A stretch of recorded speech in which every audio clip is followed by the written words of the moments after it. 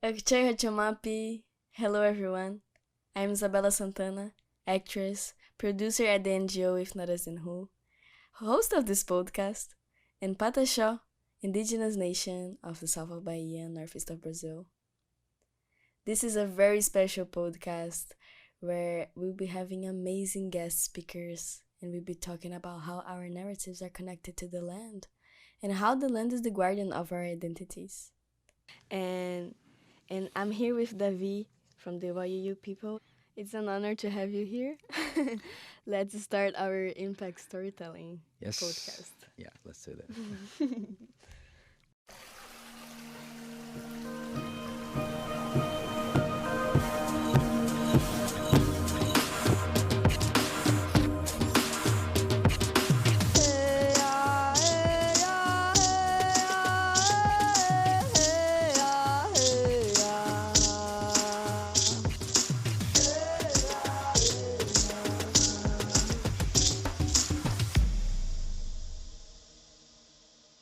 Maya David Hernández Palmar, Tanulia. My name is David Hernandez Palmar. I'm from the YU peoples from Colombia and Venezuela. I'm a producer, and storyteller, filmmaker, photographer, and I work at If Not As In Who, running the mentorship program with my colleagues, Jay and Isa. And yeah, we are, having this great time of making spaces for younger generations to tell the stories from the tropical forest. For me, it is a good pleasure to do the intro of the first episode of the podcast. It means a lot for our peoples to have our voice of, to be part of the big conversation. There won't be climate justice if our voices are not being heard. And yeah, we're going to have a lot of really great indigenous leaders as guests of this episode. So thanks for inviting me. Yeah, exactly. Throughout this podcast, we'll be talking with many indigenous people from all over the world. We are going to explain a little bit about the importance of impact storytelling and how all of this is very strongly related to climate justice and how there's no a way of having climate justice without racial justice. Um, so I've met David 4 years ago at the Imaginative Festival, and since then we've built a very beautiful friendship. And it's been 1 year we've been working together at If Not As Then Who. We work together in the mentorship team. It's a program called Emerging Filmmakers Program, and we have more than 25 mentees from all over the world, mainly Global South. David, tell them a little bit about the program. So yeah, as Lisa mentioned, I met her in Toronto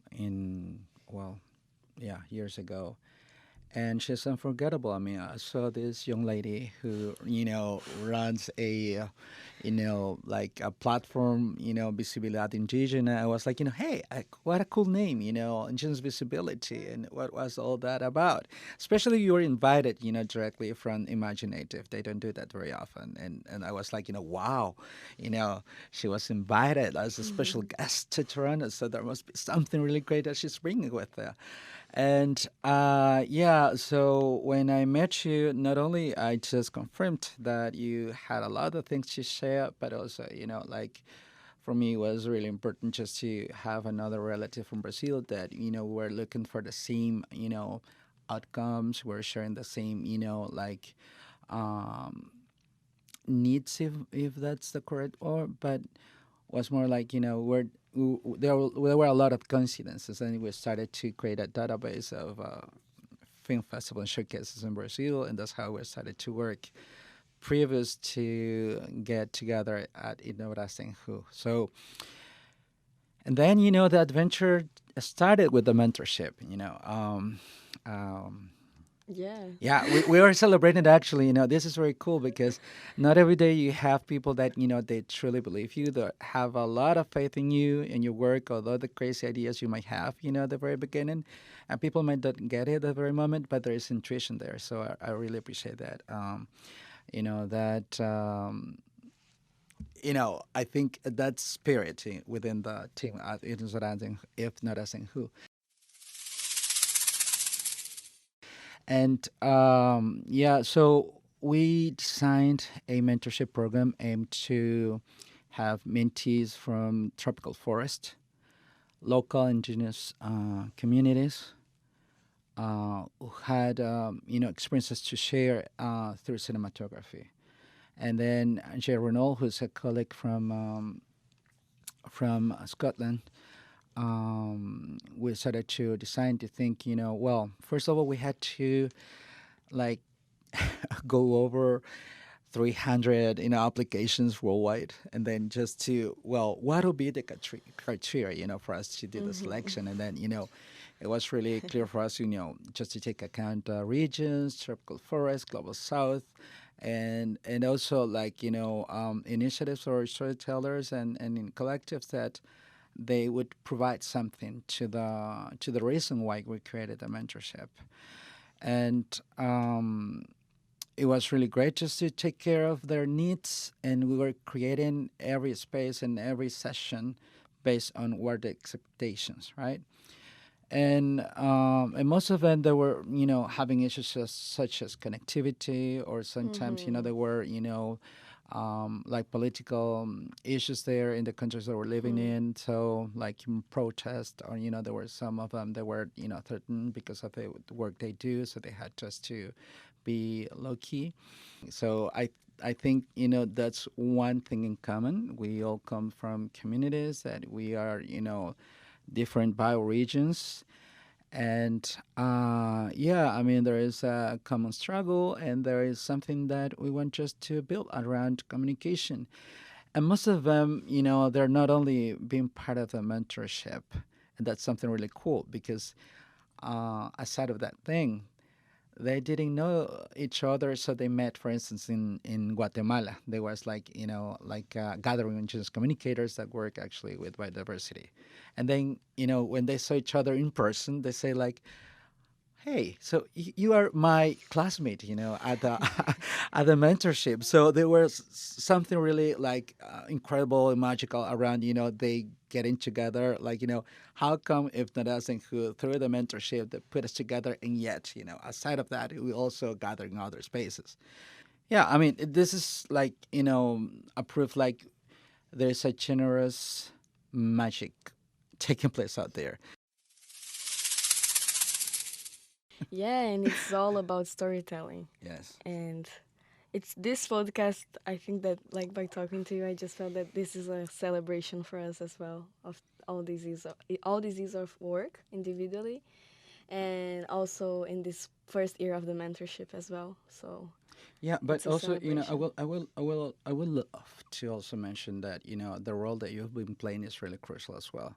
Because you and I, as coordinators, we have a lot of things to get done, through, I mean, inside of the organization. But also you've been, like a key person just to do the follow up, and also like, like just to make sure that people stay in touch with us, and we give feedback, and also like we really appreciate your contributions and ideas. So I think a very important part of the mentorship, not only because you do what you do, but also we rely on your criteria also to make decisions. And that you should talk about how do you feel about that. How do you feel about the mentorship? Like sometimes you wonder like, I'm a producer, but I feel like I'm more than a producer. Yeah, of course you're no more than a producer. But so you as a young indigenous woman, and also like all those things about navigating through three languages in everyday basis, like we navigate through Portuguese, English, Spanish, and then we have to you know that's really great thing. So I would love to ask you, how do you feel about it, and what's your role in the mentorship? How do you describe it? Yeah, I think it's a responsibility that I embrace with lots and lots of love, and I get really involved. It's really an honor to be having the opportunity to be doing all this stuff at my age, and it's really nice to be here. Like when I sometimes when I'm doing all this stuff, I just think about my grandma. Like most of the things I do today, it was because she fought it a lot back in the days, and then passed this struggle to my dad. Hmm. So I that's where I get my all my force and all my strength from. So I feel like a very strong person when I manage to accomplish this work. And yeah, like being like a very special place to me, to be also uh, a place for me to be able to dream and follow also my acting career, and like lots of stuff happening, and and when I do production, it's a way of also being close to cinema, and and yeah, like lots of things. I do lots of things. We all do lots of things, and and by doing this work, I really see that many things are possible, and that we have the right as indigenous people to dream and to try to do many different stuff, because we are made of many different things.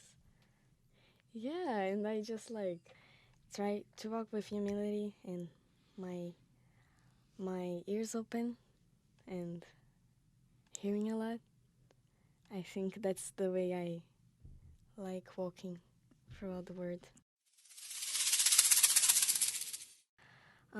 So, Davi, I wanted to start talking about the importance of storytelling by mentioning a little bit of what our leader, Ailton Krenak, which is a very important leader for us in Brazil and for many indigenous people around the world.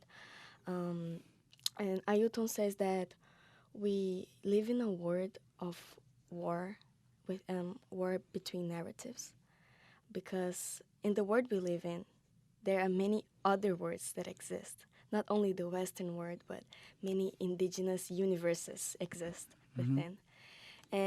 And he says that we are living a war because the narratives, many narratives are not being heard or conversed between themselves. Um, how do you feel like that is the importance of bringing up our narratives as indigenous peoples? I think first of all we have to recognize there is a harm out there, in terms of imagery, imagination, and the possibility to think of another world. And you mentioned, that there are a lot of universes, and actually we can take a bit of that universe of our own cultures just to have a say, as I said before, in the big conversation around climate crisis. But also, it is a chance for us to recognize we have solutions, or that we are actually living solutions to combat climate crisis. But what that means in terms of narratives. So I think most of the narratives that are out there that are consented, that are mediated, they are not meant to have us, that is not inclusive. And that's why, and the Alton Karnak contribution to have another alternative narrative from the communities, it is because it doesn't have anything to go with, like hecatombe, or like, the end of the world. So, that, notion of telling a story every time you're, you know, like you are putting away the end of the world. And that's something that brings hope, but also brings the possibility of just people to revitalize their narratives, but also um, to put on the table what are the solutions, what are the knowledge, you know, that can be shared with the rest of the world. And I think it is a chance also to create togetherness, community consciousness, and I like to think of to have more and more and more knowledge and more contributions from other cultures of what is narrative. What the war of narratives it is also to recognize that indigenous peoples have technologies such as harvesting, and that's a key thing for the climate crisis right now. How people's gonna eat, and indigenous peoples, they do provide that through food sovereignty. That may be a very very simple metaphor, but the very end is a key thing for the effects, the effect, what the climate crisis causing to most of the humanity or the human species. Yeah. And in like practical ways, in which way do you think, which tools can we be using as indigenous people to be telling our stories? I think we have to recognize that those tools were part of our culture. I'm not saying the camera, but the way we tell stories. Sometimes we call, well, those are the, like the instruments of the master. But then I think we believed that, but at the very end, if you think about it, that was taken away from us. And then we felt like, we don't have the capacity other than, telling, in the always our stories. But then if you think of how people are just taken all over the place by, making films, making fiction, making podcasts or etc., you realize, there is something natural there. That, like, we do that, in a very easy way. Like, well, the only problem is that we're nonstop. We're very, very generous with the words, and yeah. So in a very practical way, I think it's recognizing that for every communicational fruit, if I may say so, um, there is a practice of honoring our ancestors through storytelling. So, any means of communication means also honoring the gift of storytelling. It reminded me of my dad because my dad is a huge storyteller, and for me, like storytelling is a way of life. That is how we live. That's how we teach. We pass on the teachings by storytelling. We don't like say the exact thing. We usually tell a story to teach something. Going back to Ailton, how do you think that storytelling can postpone the end of the world? I think, first of all, we are the center of the narrative. These narratives put in the center our families. So every story we can relate to it because, you may feel like that's your mother, that can be your grandmother, that can be your aunt, your uncle, any relative, when you start to break down the narrative. And that's how we feel like, as long as we exist, we were able to tell the stories, and then we're postponing the end of the world because we're telling ourselves who we are, where we come from.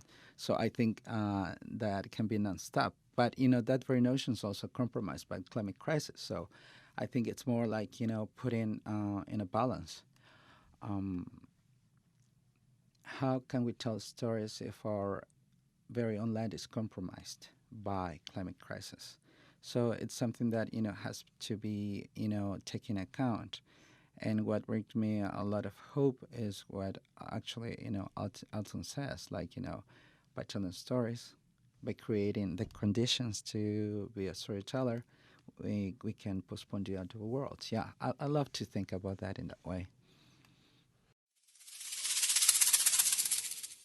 There's this writer called Eliane Potiguara. She's one of like the biggest women writer that we indigenous women writer we have. And she says like, I'm nothing. I'm just the granddaughter of Maria de Lourdes. I'm nothing. Like, and she's a huge writer. And the name of my grandma is also Maria de Lourdes. And I say like, I'm nothing. I'm just the granddaughter of Maria de Lourdes. She was a very humble woman, and she had a brown skin, and she was a very strong warrior, a traveler as well, because she got outside of her village at a young age. So she got involved in the 80s national indigenous movement in Brazil. So she's been like the main guide for me in everything I do. That was what I was saying to you, David. Like she's the guide and the responsible for everything I'm doing. And she passed her struggle to my dad, and my dad passed it to me. And it's because of her that my family ended up in the big city. She took us to the city of São Paulo, and then she got back to Bahia. She was born in the extreme south of Bahia. She is the daughter of Casimira, my grand-grandma, a very, very strong woman, very strict with education, very angry. Very tough. Yeah, very tough. And and yeah, that is our education. We were tough to be tough women, and to keep going and to believe in ourselves. And and my people is like this. We've been resisting for more than 500 years. We are people of first contact in Brazil, and we can only be doing that because we are tough. And even though I haven't met my grandmother, my grandma in physical way, she gave me, she and my dad gave me all the strength to be tough and be doing what I'm doing. So yeah, I just That's a great memory. That's a story. that's the Thanks, Grandma. story. Thanks, Grandma. Yeah, thanks grandma, and thanks dad, and thanks grandma, thanks Casimira, um, and and yeah, I really wanted to thank you for being here and invite you all to listen to our podcast and to pay attention to what's coming up. And we invite you to follow If Not As Then Who, to follow our channel here in Spotify. And already, thank you. Naya would say so. I want to sing a song that reminds me of my grandmothers, and it's about the courage of my people, the courage of my family, and it's in the Pachoha language.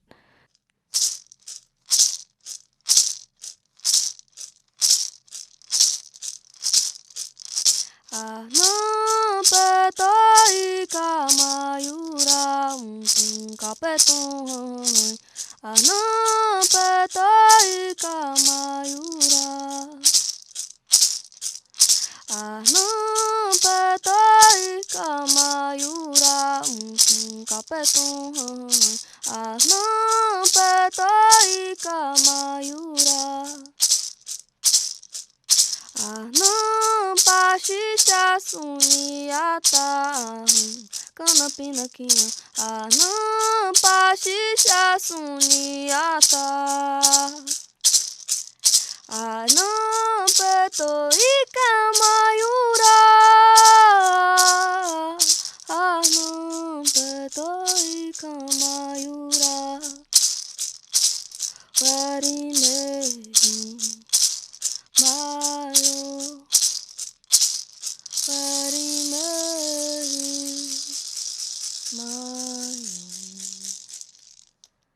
Mayo. This is the way I want to end. Already. Thank you.